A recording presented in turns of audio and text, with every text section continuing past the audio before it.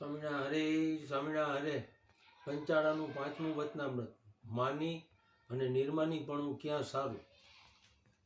સંવંત 1877 ફાગણ વધી અષ્ટમીને દિવસે શ્રીજી મહારાજ ગામ શ્રી પંચાળા મધ્યે ઝીણાભાઈના દરબારમાં ઓટાને વિશે હોલિયા ઉપર વિરાજમાન હતા।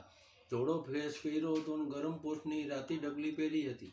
મસ્તક ઉપર ધોળો ફેટો બાંધ્યો હતો અને ધોળી ચાદર ઓઢી હતી અને પોતાના મુખારવિંદની આગળ પરમહંસ તથા દેશ દેશના હરિભક્તની સભા ભરીને બેઠી હતી। પછી સ્વયં પ્રકાશ સ્વામીએ પ્રશ્ન પૂછ્યો કે ક્યાં ઠેકાણે માન સારું છે ને ક્યાં ઠેકાણે સારું નથી, અને ક્યાં ઠેકાણે નિર્માનીપણું સારું છે ને ક્યાં ઠેકાણે સારું નથી।